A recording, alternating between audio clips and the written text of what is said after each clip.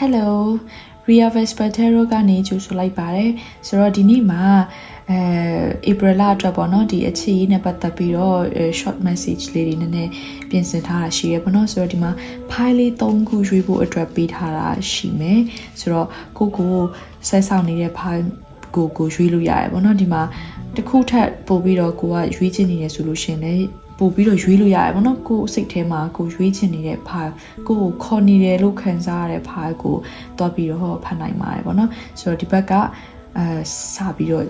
ရေးလိုက်မယ်ပေါ့နော်အဲ့တော့ဒါလေးက file 1ဒါလေးက file 1 okay and ဒါကတော့ file 2 so file 2လေးနော် okay and the last file 3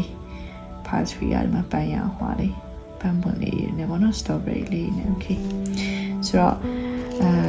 that ကလေးကိုပုံမှန်ရှုပြီးတော့ကိုခေါ်နေတဲ့တဲ့ file လေးတွေကိုတွားပြီးတော့ကြည့်ရှုနိုင်ပါတယ်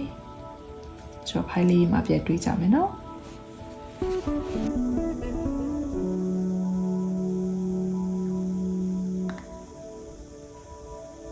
Okay so file 1ကနေပြီးတော့ကြိုဆိုပါတယ် file 1ရေးထားတဲ့လူလေးတွေဒီလမှာအခြေအနေနဲ့ပတ်သက်ပြီးတော့အဓိကမြင်နေရတာကဒီမှာရွေးချယ်မှုတွေလုပ်ရမယ်ပေါ့နော်နှစ်ယောက်ကြားဒါမှမဟုတ်ရင်လည်းအခြေအနေနဲ့ပတ်သက်ပြီးတော့ဆုံးဖြတ်ချက်တွေချရမယ်လောလောဆယ်မှာကိုကတည်ရမလားလမ်းဆုံးတစ်ခုမှာရောက်နေတဲ့ခံစားချက်မျိုးရနေလိမ့်မယ်ပေါ့နော်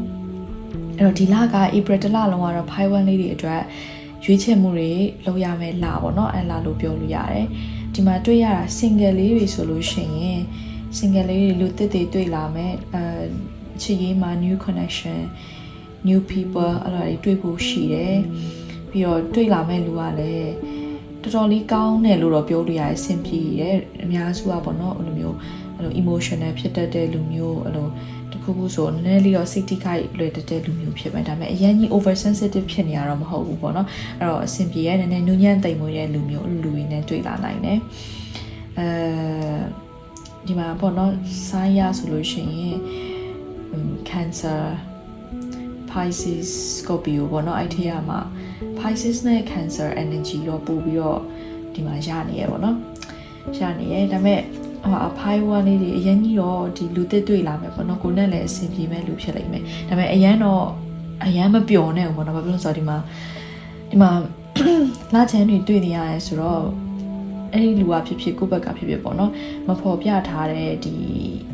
ခံစားချက်တွေအောက်ခြေမှာရှိနေလေဦးမယ်ပေါ့နော်အောက်ခြေအလွှာမှာကြံနေလေဦးမယ်အဲ့တော့တွေ့ချင်းဒီလူကအားလုံးကြီးကိုတရားရခိုင်တော့ဖွင့်ပြမှာမဟုတ်ဘူးတိုင်းတာတစ်ခုထိကိုနဲ့ engagement ကောင်းနေလိမ့်မယ်ကိုနဲ့ connection ကောင်းနေလိမ့်မယ်ဒါပေမဲ့တတိတော့တစ်ချက်ထားပေါ့နော်အရင်ကြီးတရားခိုင်တော့အရင်ကြီး falling in love မသွားနဲ့ပေါ့နော်တတိလေးတော့လည်းနေထားပေးဒါပေမဲ့အဆင်ပြေတော်တော်လေးအဆင်ပြေတယ်လို့တွေ့ရတယ် single people လေးเนาะဆိုတော့ရန်ကောင်းတယ်ဆိုတော့ relationship ရှိနေတဲ့သူတွေလက်ရှိကိုယ်နဲ့ dealing လုပ်နေတဲ့သူပေါ့နော်ဒါပေမဲ့အများစုဒီမှာတော့ committed relationship ကိုပို့ပြီးတော့ပြောချင်တာပေါ့နော်အဲ့တော့ကိုယ့်ရဲ့ boyfriend girlfriend ရှိနေတဲ့သူတွေဆိုလို့ရှိရင်ဒီမှာတွေ့ရတာကသူနဲ့ကိုယ်နဲ့ကြားမှာလေဒီလမှာနည်းနည်းနားလည်မှုလွယ်ရဲဆိုတော့ဘယ်လိုပြောမလဲအဲ့လို emotional distance ဖြစ်နေအောင်တွေ့ရပါဘောเนาะအဲ့တော့ချင်းကပြဿနာမရှိဘူးဆိုရင်တော့မှအဲ့လို ASAP နေတဲ့လူမျိုးအဲ့လိုမျိုးခံစားချက်ကိုရနေရဲ့ဒီလားအဲ့ဒီကမှတစင်ကိုကတခြားခြေနေတွေကြောင့်စိတ်ကမထိန်နိုင်တာမျိုးအပြောဆို game ဆိုင်မိတာမျိုးဆိုလို့ရှိရင်နည်းနည်း conflict လေးတွေဖြစ်လာနိုင်ခြင်းဆိုတော့ခြေနေလေးတွေတွေ့ရရဲ့ဒီလား relationship ရှိနေတဲ့သူလေးတွေအဲ့တော့လေဒီလားမှာပြောဆိုလေးတွေတတိထားပေးရမယ်ပြီးရင်နှစ်ယောက်ကြားမှာအဲ့လို open communication မရှိနေဘူးပေါ့နော်နှစ်ယောက်ကြားမှာပုံမှန်နေပြောဆိုတာမရှိနေဘူးတယောက်နဲ့တယောက်မကြည်နပ်တာတို့အဲ့လိုမကြိုက်တာတို့ရှိရင်လည်းစိတ်ထဲမှာပဲမြုံထားလိုက်တာမျိုးတွေ့ရတယ်အဲ့ဒါမျိုးလောက်တာလေအဲ့ဒီရေရှည်မှာစင်မပြေဘူးပေါ့နော်အဓိကဒီလမှာဆိုလို့ရှင်ပို့ပြီးတော့အဲ့လိုလူတွေဖြစ်လာနိုင်ခြေရှိတာကိုတွေ့ရတယ်အဲ့တော့လေပုံမှန်နေပေါ့နော်စိတ်ထဲမှာကြည်နပ်တယ်မကြိုက်ဘူးကြိုက်တယ်အချင်းပုံမှန်နေပြောပြီးတော့ညှိနှိုင်းဖို့လိုနေတာတွေ့ရတယ်เนาะဒီလောက်မှာ relationship သမားလေးတွေအဓိက open communication ရှိဖို့လိုတယ်ပေါ့နော်နောက်ထပ်က X ကိုမျှော်နေတဲ့သူတွေဒါမှမဟုတ်လို့ရှိရင်လည်းကိုနဲ့ situationship ပဲဖြစ်ဖြစ်ပေါ့နော်အဲ့လိုမျိုး no contact ဖြစ်နေတဲ့အဲ့လိုအခြေအနေမှာရှိနေတဲ့သူတွေအတွက်ကကြတော့ကိုသူစီကနေဆက်သွယ်ရဖို့ message တို့ဘာလို့မျှော်နေရင်ရောက်လာမှာတေချာပေါက်သူဆက်သွယ်လာလိမ့်မယ်ပေါ့နော်ဆိုတော့ဖြစ်ပျက်တွေကလေဒီမှာတော်တော်လေးကိုမြင်မြင်ဆန်ဆန်ဖြစ်ပျက်လာမှာတွေ့ရတယ်ဒီလားအဲ့တော့ကိုကမမျော်လင့်ထားပဲနဲ့ရုတ်တရက်ဆက်သွယ်တွေရောက်လာတာကိုအတွက်ကိုသိရမလားမျက်လုံးထဲမှာတော့မယုံနိုင်ဘူးဖြစ်ပျက်တွေကလေမြန်သွားပြီးတော့ဟင်းဘလို့ဖြစ်သွားတာလဲအဲ့လိုမျိုးခံစားချက်ရတဲ့အထိပေါ့နော်အဲ့လိုမြင်မြင်ဆန်ဆန်ဖြစ်ပျက်တွေဖြစ်သွားဖို့ရှိရပေါ့နော်ဒါပေမဲ့ positive change တွေလို့ပဲဒီမှာတော့တွေ့ရတယ်ပေါ့နော်ကောင်းတာတွေပဲဖြစ်ပါပါအဲ့ဒါကြောင့်သူဒီမှာဒီဒါနဲ့လည်းသွားပြီးတော့ဆက်ဆက်နေရပေါ့နော်ဒီမှာဖြစ်ပျက်တွေကမြန်ဆန်လွန်သွားပြီးတော့ကိုက cross road မှာရောက်နေပြီးတော့ဘာကိုရွေးလို့ရွေးရမှာမသိအဲ့လိုမျိုးအခြေအနေလေးတွေဖြစ်တတ်တယ်ဥပမာဆိုလို့ရှိရင် ace ကပြန်လာတယ်ပြန်လာတဲ့ဒါပေမဲ့ကိုကမထင်မှတ်ထားဘူးသူမလာတဲ့အချိန်မှာတော့ကိုကသူ့ကိုအရန်ပြန်လာစီချင်တယ်ဒါပေမဲ့ကိုမမျော်လင့်ထားဘဲနဲ့သူကရုတ်တရက်ကြီးဇွတ်ပြန်လာတဲ့အချိန်မှာကိုကဘာလို့လောက်ရမှမသိတော့ဘူးဖြစ်တာမျိုးအဲ့ဒါမျိုးလေးဖြစ်နိုင်ချေရှိရပေါ့နော်ဒီမှာတွေ့ရတာတော့လေဒါပေမဲ့ကိုရဲ့ဟောပေါ့နော်ကိုဘာဖြစ်ချင်လဲကိုဖြစ်ချင်တဲ့ပုံစံအတိုင်းကိုကဒီမှာဟိုသွားဖို့လိုတယ်ပေါ့နော်အခြေမှာပြောချင်တာကဘယ်လိုလဲဆိုတော့ဒီမှာကိုကဘယ်လိုဒီ April လတစ်ခုလုံးမှာကိုရဲ့အခြေမှာကိုရဲ့ love life ရဲ့ narrative ကိုကိုယ်တိုင်ပုံဖော်လို့ရနေရဆိုတော့ message လေးဒီမှာ Oregon message လေးရတယ်ပေါ့နော် cultivate story ဆိုတော့ကိုကပဲဖန်တီးရမှာကိုဘလို့ story လိုချင်လဲကိုအတွက်လို့အလွမ်းလားအဆွေးလားအချစ်လားအပျော်လားဘလို့ဟာမျိုးလိုချင်လဲလိုချင်တဲ့ story အတိုင်းကိုဖန်တီးလို့ရနေတယ်အဲ့ဒါကြောင့်လည်းဒီမှာကိုက April လမှာကိုရွေးချယ်စရာတွေရှိနေမယ်လမ်းခုလက်မှာကိုကရောက်နေမယ်ရွေးရမယ်ကိုရွေးလိုက်တဲ့ရွေးချယ်မှုပေါ်မူတည်ပြီးတော့ကိုဖြစ်စီခြင်းတဲ့အတိုင်းကိုရဲ့ love life ကအတိုင်းအတာတစ်ခုထိဖြစ်လာမယ်ပေါ့နော်အဲ့တော့ကိုဆုံးဖြတ်ချက်တွေဒီမှာချဖို့ရှိတယ်ကိုဆုံးဖြတ်ချက်တွေမှန်လို့ရှိရင်မှန်ကန်တဲ့ဆုံးဖြတ်ချက်တွေတေချာလေးစဉ်းစားပြီးချဖို့လိုတယ်တေချာဆုံးဖြတ်ချက်မှန်ကန်ချနိုင်မယ်ဆိုရင်ဒီမှာတွေ့လားလာတချမ်းလေးတွေမပြည့်နေတဲ့ဒီမှာလည်းမပြည့်နေဘူးလာချမ်းလေးတွေရှိတယ်အဲ့ဒါတွေအားလုံးကဒီမှာပြည့်စုံတဲ့လာပြည့် full moon လိုမျိုးကိုရဲ့ left light ကကိုဖြစ်စီခြင်းတဲ့အတိုင်းဆန္ဒပြည့်သွားလာမယ်ဆိုတော့message လေးပေါ့နော်အဲ့ဒါလေးရပါတယ်ဆိုတော့ဒါ file 1ပေါ့နော် April လအတွက် file 1ကဒီလောက်ပါပဲကျေးဇူးတင်ပါတယ် file 2မှာပြန်တွေ့မယ်နော် file 2ရေးထားတဲ့သူလေး Okay so file 2လေးဆိုတော့ file 2လေးဒီလမှာခြေရေးနဲ့ပတ်သက်ပြီးတော့ခြေနဲ့ပတ်သက်ပြီးတော့အဲ့လိုနည်းနည်းမရှင်းမလင်းဖြစ်နေတဲ့အရာလေးတွေသိရမလားဟုတ်လေနေရကွယ်ဥမာနေတနည်းနဲ့ဥမာပေးရမယ်ဆိုလို့ရှိရင်နေရထွက်ချင်နေတယ်ဒါပေမဲ့တင်ရလဲဖုံးနေတယ်အဲ့လိုပုံစံမျိုးလေးအဲ့လိုမျိုးလေးမြင်ရတယ်ပေါ့နော်အဲ့တော့အခြေအနေနဲ့ပတ်သက်ပြီးတော့ဟောပေါ့ရှင်းမလို့နဲ့မရှင်းဘူးဖြစ်နေတဲ့အရာလေးဒီ April လမှာပေါ့နော်အဓိကအဲ့ဒီဟာလေးတွေကိုနားလည်လာအောင်ကိုသဘောပေါက်လာအောင်သိချမြင်လာအောင်ပြန်ပြီးတော့ကိုယ့်ကို self reflection လုပ်ရမယ်ဆန်းစစ်ရမယ်လာတလာလို့မြင်တယ်ပေါ့နော် April မှာလေဒီမှာဆိုလို့ရှိရင် single လေးတွေဆိုလို့ရှိရင်လည်းဒီမှာအတိတ်ကနေပြီးတော့ရုံးမထွက်နိုင်သေးတဲ့ single လေးတွေလည်းဒီမှာပါလိမ့်မယ်ပြီးတော့တချို့ single လေးတွေဆိုလို့ရှိရင်လည်းဒီအတိတ်မှာဖြစ်တဲ့အရာလေးတွေကိုပေါ့နော်အခုချိန်မှာစပြီးတော့ထားခဲ့တော့မယ်ရှေ့ကိုပဲဆက်ပြီးတော့ရှောက်လန်းတော့မယ်ဆိုပြီးတော့အဲ့လိုစိတ်ကူးနေတဲ့ single လေးတွေလည်းပါနိုင်တယ်ဆိုတော့အတိတ်မှာကရှေ့မှာပေါ့နော်အဓိက single လေးတွေအတိတ်ကိုလှုပ်ချနိုင်သေးရင်တောင်မှပေါ့နော်တောင်မှဒီ April မှာစပြီးတော့လွတ်ချဖို့အတွက်စဉ်းစားဖို့အချိန်ရောက်လာပြီပေါ့နော်ရောက်လာပြီဆိုတာတွေ့ရတယ်အဲ့တော့ကိုကရှေ့ဆက်ပြီးတော့ကောင်းတဲ့အရာတွေကြုံချင်တဲ့အခြေမှာကံကောင်းချင်တာဖြစ်ဖြစ်ဘာဖြစ်ဖြစ်ပေါ့နော်ဆိုတော့အဓိကအတိတ်ကိုလွတ်ချခဲ့ဖို့လိုတယ်ဒီမှာအတိတ်ကိုလွတ်မချနိုင်သေးတဲ့ရလေအရင်လိုပဲဒီ old patterns ကိုပဲပြန်ပြီးတော့အဲ့လိုလားတူ pattern စဲမှာပဲကိုကပြန်ပိတ်မိနေတတ်တယ်ပေါ့နော်အဲ့တော့အတိတ်ကိုဒီမှာလွတ်ချခဲ့ဖို့အတွက်ကက်ထရီယာတော့ပြနေရပေါ့နော် single လေးတွေဒီမှာကနောက်ထပ်relationship ရှိတဲ့သူလေးတွေဆိုလို့ရှိရင်တော့ဒီမှာအရန်ကောင်းတယ်ဒီမှာနော်ဒါ celebration လုပ်တဲ့ sign လေးတွေပြနေရယ်ဆိုတော့နှစ်ယောက်ကနားလည်မှုတွေ ပေးယူမျှနေမယ်နားလည်မှုတွေရှိနေမယ်ချင်းချင်းပေါ့နော်ဥမာပေးယူမျှတယ်ဥမာတချို့ဆိုအလုပ်တွေပါတူတူလုပ်တဲ့ relationship သမားတွေရှိမယ်ဆိုလို့ရှိရင်ဒါတစ်လလုံးကတည်မလားချီရောခြားရာတွေရောတိုးတက်ပြီးတော့အလိုနည်းနည်း celebrate လုပ်ရမယ်ဆိုတဲ့ကာလမျိုးပေါ့နော်အဲ့ဒါမျိုးတွေ့ရတယ်အချို့ relationship သမားလေးတွေအကယ်၍အချင်းချင်းကြမှာနားလည်မှုလွဲတာပြဿနာလေးတွေရှိခဲ့ရင်ရင်တောင်မှပေါ့နော်ဒီ April လထဲမှာနှစ်ယောက်က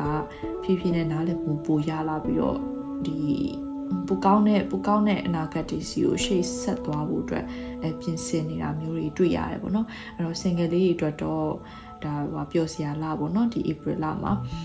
ချစ်ရေးတွေမဟုတ်ဘူးဒီလားအခြားကိုနဲ့အလိုနှစ်ယောက်ကြားမှာပတ်သက်နေတဲ့အလိုစီးပွားရေးလူမှုရေးရာအစားအားလုံးဒီ April လမှာကောင်းနေရဆိုတော့နမိတ်လေးတွေ့ရတယ်ပေါ့နော်အဲ့တော့ single လေးတွေကတော့ဒါအရင်ကြီးမကောင်းတာရလို့မရှိဘူးတော်တော်လေးကောင်းနေတဲ့ခံစားချက်မျိုးရတယ်နောက်ထပ် H ကိုစောင့်နေတဲ့သူလေးတွေရှိမယ်ဒါမှမဟုတ်ရင်လည်း no contact situation ဖြစ်နေရပေါ့နော်အဲ့တော့ဆက်သွယ်ပြတ်နေတဲ့သူတွေဘာညာရှိနေတယ်စောင့်နေတယ် H ကိုစောင့်နေရဆိုရင်အရင်ဆုံးပြောချင်တာဒီမှာလေ H ကိုမစောင့်ခင်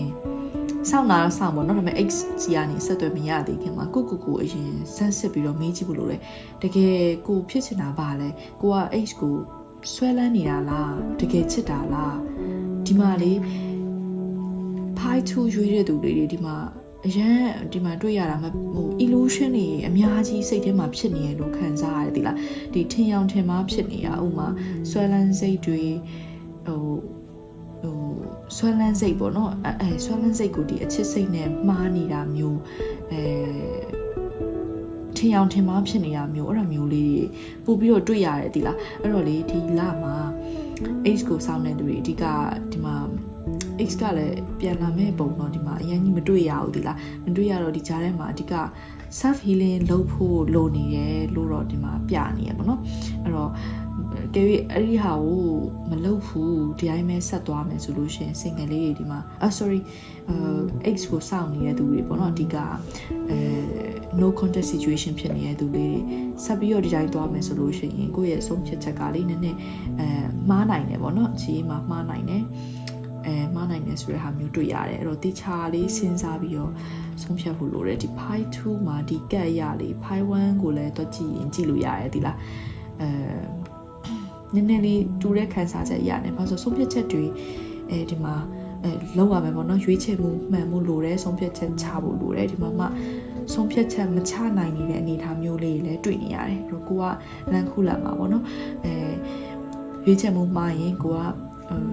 ကြောက်ကဘာမှရက်နေရတယ်လို့ပဲရွေးချယ်မှုမှားရင်ကိုပြုတ်ကြပါမယ်ရွေးချယ်မှုမှန်တာနဲ့ကိုက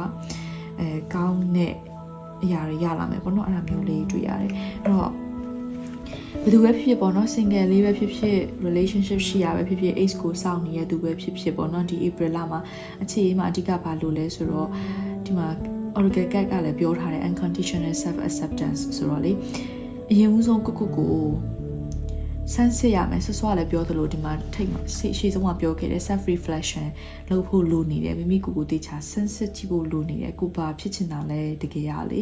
ကိုယ်စိတ်ထဲမှာရှိတဲ့ဟာအမှန်တရားတွေကိုရင်မဆိုင်ခြင်းပဲနဲ့ဒီ file 2ရွေးတဲ့သူလေးတွေကလေ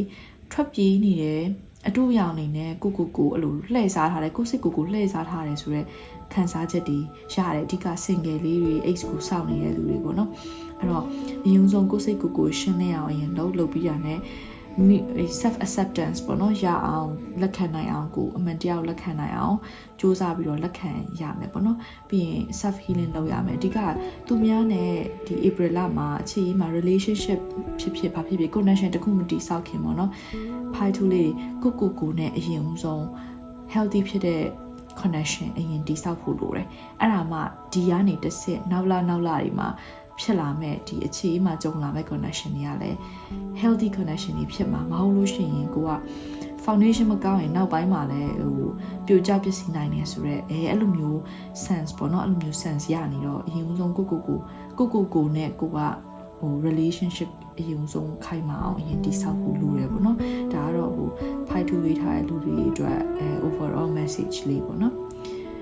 ဆိုတော့ pie 2လေးတွေကဒီလောက်ပါပဲဆိုတော့ pie 3လေးမှာဆက်တွေ့ကြမယ်နော် so pie 3လေးပေါ့နော်ဆိုတော့ဒီခါလေးကိုရွေးထားတဲ့ pie 3လေးတွေချီဒီလမှာ April လမှာဘာတွေကြုံတွေ့ရဖို့ရှိလဲဆိုတော့ wow pie 3လေးတွေပေါ့နော်ဒီလမှာကိုနဲ့အဲ့လိုတော်တော်လေးကိုပေါ့နော်စိုးမိတ်လို့ပြောလို့ရလာအောင်ဒီကိုနဲ့အဲ့လို emotional bond တွေပါတယ်ဖြစ်လာနိုင်ခြေရှိတဲ့သူလေးနဲ့တွေ့နေရဖြစ်တွေ့ဖို့ရှိတယ်တချို့ဆိုလည်းအခုချိန်မှာတွေ့ပြီးနေရလည်းဖြစ်နိုင်တယ်ပေါ့နော်တွေ့ပြီးနေရတော့မတွေ့ရသေးရင်လည်းဒီ April မှာတွေ့မဲ့သူပေါ့နော်တွေ့လာမဲ့သူကကိုနဲ့အဲ့လို emotional bond deep emotional bond တွေတိဆောက်နိုင်တဲ့သူမျိုးတွေ့လာဖို့ရှိတယ်ပေါ့နော်ဒီမှာ wow okay ဆိုတော့single လေးတွေပေါ့နော် single လေးတွေအဲ့မျိုးတွေတွေ့လာနိုင်တယ်ဒါပေမဲ့တခုရှိတာကအစပိုင်းမှာဒီလိုနဲ့ဆက်တွေ့တဲ့ at the beginning မှာကြတော့အရန်ကိုနဲ့အဲ့လို vibe တယ် key guide တယ်တော်တော်လေး compatible ဖြစ်တယ်လို့ခံစားရမှာဒီလားဒါပေမဲ့လေ single လေး April လလည်ပြီးနောက်ပိုင်းမှာဘာဖြစ်လာနိုင်လဲဆိုတော့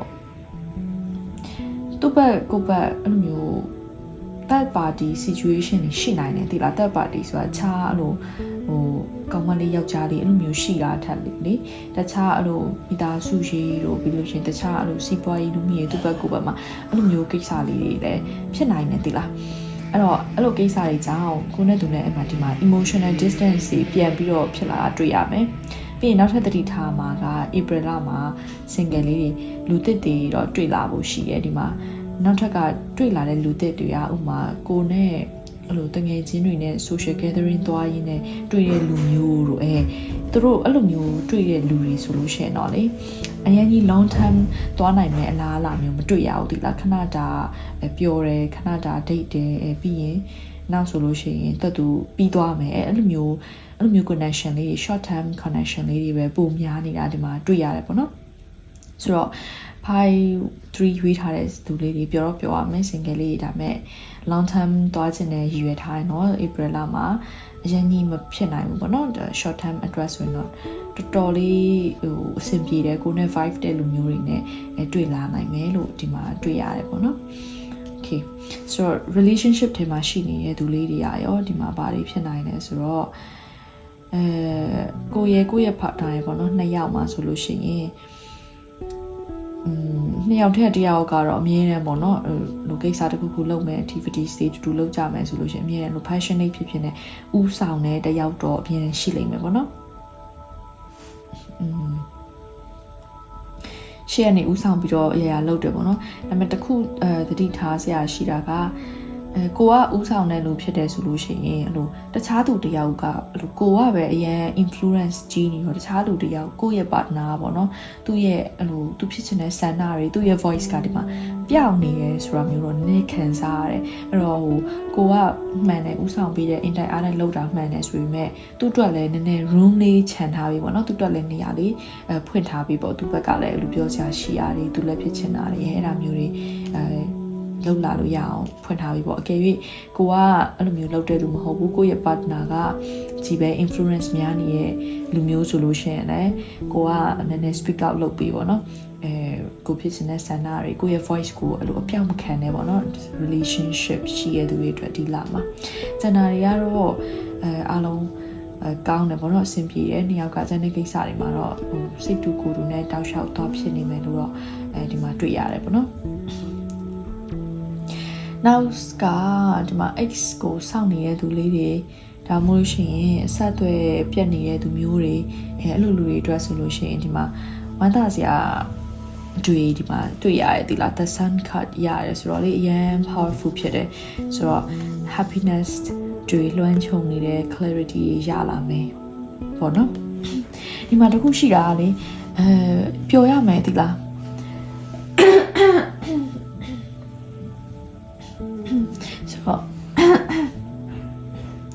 ဆိုတော့လေ X ကိုစောင့်နေတဲ့သူလေးတွေဒီမှာပျော်ရမယ်ဒီမှာ တဆန်းကရရဲဆိုတာဒါပျော်စရာကြီးကြီးပဲဒီလား April လထဲမှာလေ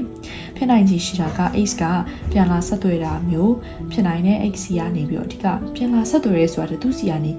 တိတိကျကျအဆုံးဖြတ်ချက်တစ်ခုတိတိကျကျ clarity တစ်ခုခုရလာတာမျိုးဖြစ်ဖို့ပို့ပြီးတော့များတယ်ဒီမှာလေအဲ့တော့တချို့တော့လူလေးတွေ X ကိုစောင့်နေတဲ့သူတွေမှာဘလို့မှ X ပြန်လာဖို့မဖြစ်နိုင်တဲ့အခြေအနေမျိုးမှာရှိနေတဲ့လူတွေအတွက်ဆိုရင်ဘာဖြစ်နိုင်လဲဆိုတော့ကိုယ်တိုင်ရဲ့ကိုယ့်ရဲ့စိတ်ထဲမှာ X နဲ့ပတ်သက်တဲ့ကိစ္စတွေမှာပေါ့နော်အဓိကစိတ်ထဲမှာကိုကသူနဲ့ပြီးပြတ်သွားတာမျိုးဒါမှမဟုတ်ကိုရှေ့ဆက်ဘာလုပ်ရမလဲဆိုတဲ့ဆုံးဖြတ်ချက် direction တိတိကျကျကိုယ်စိတ်ထဲမှာသိလိုက်တာမျိုး clarity ရသွားတာမျိုးအဲ့လိုမျိုးပို့ပြီးတော့ဒီမှာဖြစ်တိုင်းကြီးရှိတယ်အဲ့တော့ကိုယ်စိတ်ထဲမှာရှင်းသွားတယ်အဲ့တော့အရင်လိုမျိုးသိရမလားတို့လောနဲ့ anxiety တွေတက်နေရတဲ့အခြေအနေကနေပြီးတော့စိတ်ကငြိမ်းချမ်းသွားတာသိရမလား peaceful ဖြစ်သွားပြီးတော့တကယ် inner peace inner joy inner happiness ကိုရှာတွေ့သွားတယ်ဆိုတဲ့ပုံစံမျိုးကိုX ကိုစောင့်နေရနေ move on သွားနိုင်တယ်ဆိုတဲ့ဟာမျိုးဒီဟန်ဆောင်ပြီးကိုသိရမလား fake it till you make it ဆိုပြီးတော့အဲ့လိုမျိုးဟန်ဆောင်ပြီးတော့ငါ move on နိုင်ပြီအဲ့လိုမဟုတ်ဘဲနဲ့တကယ် genuine ဖြစ်တဲ့ happiness မျိုးရလာတာ feeling ပေါ့နော်အဲ့လိုဟာမျိုးပို့ပြီးတော့တွေ့ရတယ်ပေါ့နော်ဒီ X ကိုစောင့်နေတဲ့သူလေး no contact situation ဖြစ်နေတဲ့လူတွေပေါ့နော်ဆိုတော့ဘလို့ relationship status မျိုးရှိပေါ့နော်အားလုံးအတွက်ဒီမှာ overall oracle message အရာဆိုလို့ရှိရင်ဒီမှာတွေ့လား set the intentional status တဲ့နော်ဆိုတော့ဆွပြောသလိုပဲဒီမှာတချို့ဒီမှာ X ဆိုလို့ရှိရင်လည်းအဆက်အသွယ်မရနေရလေးတွေ relationship မှာဆိုလို့ရှိရင်လည်းတချို့ဆွပြောတော့တစ်ဖက်ဆောင်းနေပေါ့နော်တစ်ဖက်ကပဲ influence ကြီးလုံးနေတာမျိုးပဲဖြစ်ပေါ့နော်နောက်အသစ်ဆိုလို့ရှိရင်လည်း single လေးဆိုလည်းလူသစ်တွေ့မဲ့ဟာရှိရဲဒါမဲ့စာပိုင်းဆင်ပြေပြီးတော့နောက်ပိုင်းမှာနည်းနည်းလေးemotional distance ဖြစ်မဲ့ဟာလေးတွေ့ရတယ်ပေါ့နော်အဲ့တော့အားလုံး address ဆိုလို့ရှိရင်ဒီမှာ oracle message ပေးနေတာကဘာတွေပဲဖြစ်ပေါ့နော်ဒီကိုရှေ့ဆက်သွားခြင်းနဲ့ pace အတိုင်းမသွားနိုင်တာအဲ့ဒါမျိုးတွေဖြစ်တယ်ဆိုတာတကယ်တော့သူဒီမှာလိုအပ်လို့ intentional ဆိုတော့သူကဒီမှာပြောထားတာတမင်းကိုအဲ့ဒီဟာ pause ပေါ့နော် pause အဲ့လိုခဏနားရတာမရှေ့ဆက်မသွားနိုင်မဲနဲ့ဒီတိုင်းရက်နေတာအဲ့ဒီရက်တက်မှုကလိုဖြစ်လာတာအဲ့ချိန်တွင်းမှာကိုပြန်နေဆန်းစစ်ရမယ်ကိုပြန်ရှော့ဖွေရမယ်ပြီးရင်ကိုယ့်ရဲ့ကိုယ်စိတ်မှာပေါ့နော် clarity ရအောင်ကို evaluate တောက်လျှောက်လုပ်နေရမယ်အဲ့လိုလုပ်ဖို့လိုနေရတည်ရမလားအဲ့မှာအဲ့လိုလုပ်ဖို့အတွက် universe ကနေကိုဒီ stillness လေးကိုအဲ့ဒီ period လေးကိုကိုစီကိုပေးလိုက်တာပေါ့နော်အဲ့တော့စိတ်မပြတ်နဲ့ပေါ့နော်အခြေအမှာအကယ်၍ဒီကိုထင်ထားသလောက်ရှေ့ဆက်မရောက်နေဘူးရက်တက်နေရလို့ခံစားရရင်စိတ်မပြတ်နဲ့အဲ့အချိန်မှာကို self evaluation လုပ်ရမယ်အချိန်ဆိုတာကိုသဘောပေါက်ဖို့လိုတယ်ပေါ့နော်ဒါပေမဲ့ဘာနေပါဒီ April လမှာပေါ့နော်တည်ကြတော့လူသစ်တွေလည်းဝင်လာဖို့ရှိရဲရှိပြီးသားလူတွေနဲ့ဆိုလို့ရှိရင်လည်းတိုင်းတာတစ်ခုတည်းတော့အဆင်ပြေမယ်ပြီးရင်အဓိကကိုယ်စိတ်မှာကိုငြိမ်းချမ်းမှုအေးချမ်းမှု clarity တွေရလာမယ်လာတလာဖြစ်တယ်ပေါ့နော် April လကဆိုတော့အားလုံးပဲဒီ pie tree လေးကဒီမှာပဲအဆုံးသတ်မယ်ပေါ့နော်ဆိုတော့ကျေးဇူးအများကြီးတင်ပါတယ်ဒီ pie လေးတွေရွေးရကြည့်ပြီးရတော့ပေါ့နော်ဆိုတော့နောက်ဘက်ဒီမှာတခြား pick up လေးနဲ့ပြန်လာခဲ့ပါမယ် bye bye